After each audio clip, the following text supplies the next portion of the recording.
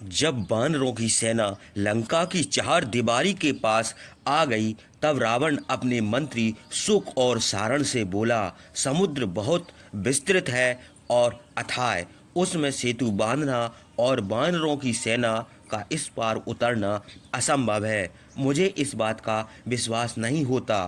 खैर, जो कुछ हो, तुम गुप्त रूप से वानरों की सेना में जाओ और वानरों को गिन आओ। जो वानर रामचंद्र और सुग्रीव के मंत्री हों, बलवान और अगुआ हों, जिस तरह समुद्र में सेतु बांधा गया हो, जहाँ वानरों की सेना पड़ी हो, यह सब देखाओ।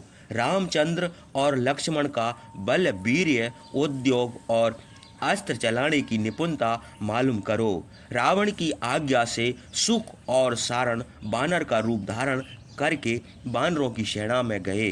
सेना को देखकर उनको बड़ा भय हुआ। वे बानरों की गिनती न कर सके। बानरों की सेना पर्वत के शिखरों पर, झरनों के किनारे, कंदराओं में और समुद्र के तट पर पड़ी हुई थी। बहुत से बानर समुद्र उतर रहे थे, बहुत उतर आए थे।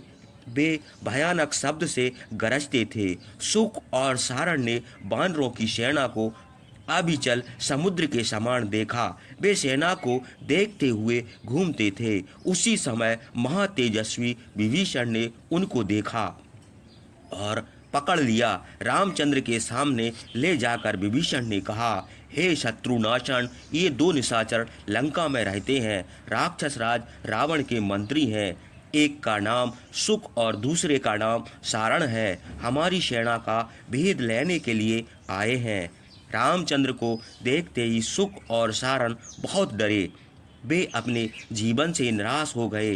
हाथ जोड़कर रामचंद्र से बोले, हे सौम्य, मुझे रावण ने भेजा है। मैं आपकी सेना देखने के लिए आया हूँ। करुणा निदान रामचंद्र ने मुस्कुराकर उत्तर दिया, देखो, हम युद्ध के लिए तैयार हैं। तुमने यदि हमारी सेना को देख लिया, यदि तुम्हारा काम हो गया तो स्वाधीनता से लौट जाओ, और यदि समूची सेना न देख सके हो तो हमारे मित्र विभीषण तुमको दिखा देंगे।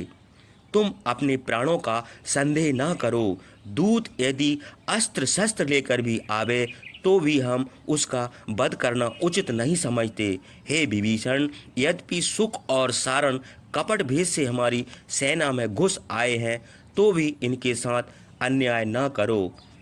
ए निर्विघ्न लंका में जाकर रावण से हमारा यह संदेश कहें कि तुम जिस बल के गर्भ से सीता को हर लाए हो, वह अपने भाई बंधुओं और सेना का बल हमको दिखाओ।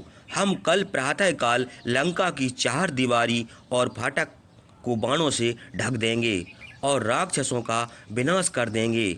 जैसे इंद्र ने कुपित होकर दानवों पर वज्र चलाया था, वैसे ही हम तुम्हारी सेना पर बाणों की वर्षा करेंगे। रामचंद्र के यह कहने पर सुख और सारण रामचंद्र की जय कहकर रावण के पास गए और कहने लगे, हे राक्षसवर, वानरों की सेना में प्रवेश करते ही विभीषण ने हमको देख लिया और पकड़कर मार डालने के लिए रामचंद्र के पास ले गए। किंतु दयालु रामचंद्र को दया आई। उन्होंने हम लोगों को छोड़ दिया। लोकपाल के समान अतुल पराक्रमी रामचंद्र, लक्ष्मण, विभीषण और सुग्रीव, ये चारों महात्मा एक स्थान पर बैठे थे। अन्य वानरों का कोई काम नहीं है। यही चारों वीर समूची लंका का विध्वंस कर सकते हैं। हमने रामचंद्र का जो रूप देखा है, उनके बाणों का जो परिचय सुना है, उससे तो हमारा यह अनुमान है कि लक्ष्मण, विभीषण और सुग्रीव की भी कोई आवश्यकता नहीं है। अकेले रामचंद्र ही लंका का विनाश कर देंगे। जिस सेना के सेनापति सुग्रीव हैं, राम और लक्ष्मण जिसके रक्षक हैं, उसे देवता और दानव भी परास्त नहीं कर सकते। जो हो, वानरों की सेना युद्ध के लिए उत्सुक खड़ी है। वह बलवान अपने शत्रु को परास्त करना चाहती है। यतएव उससे अकारण विरोध न करके रामचंद्र को उनकी सीता दे दीजिए। सारण की यह बात सुनकर रावण बोला, दूसरों को तो बात ही क्या, यदि देवता, दानव और गंधर्व भी हमसे युद्ध करने के लिए आवे तो भी हम उनके भय से सीता को नहीं देंगे। हे सोम, बानरों ने तुमको बहुत पीड़ित किया है, तुम उनसे डर गए हो, इसी से सीता को दे देना उचित समझते हो। सारण को यह कठोर वचन कहकर बानरों की सेना देखने के लिए रावण घर के कोठे पर चढ़ गया और सुख सारण को भी अपने साथ ले गया। उसने देखा कि समुद्र, पर्वत और वन बानरों की सेना से भरा है। वह सुख और सारण से पूछने लगा, इनमें कौन वानर प्रधान और बलवान है, कौन बड़े उत्साह से युद्ध के लिए अग्रसर है। सुग्रीव किसकी बातें सुनते हैं और कौन युद्धपति है। यदि तुम जानते हो तो वानरों का प्रभाव ठीक ठीक बताओ। राक्षस राज के यह पूछने पर सारण प्रधान वानरों का परिचय देने लगा। यह जो लंका की ओर मुंह किए गरज रहा है, यह 1,00,000 वानरों का युद्धपति है। इसके गरजने से चार दीवारी और फाटक शायद समूची लंका कांप उठती है। सुग्रीव का सेनापति यही है, इसका नाम नील है। यह जो बलवान बानर ताल ठोकता हुआ घूम रहा है, जिसका मुंह लंका की ओर है, क्रोध के मारे जिसकी दृष्टि कुटिल है, इसका आकार पर्वत के शिखर के समान और रंग कमल की रच के समान है, क्रोध के मारे बार बार पूंछ पटकता है और जिसकी पूंछ पटकने का शब्द सब दिशाओं में फैल गया है, युवराज अंगद है।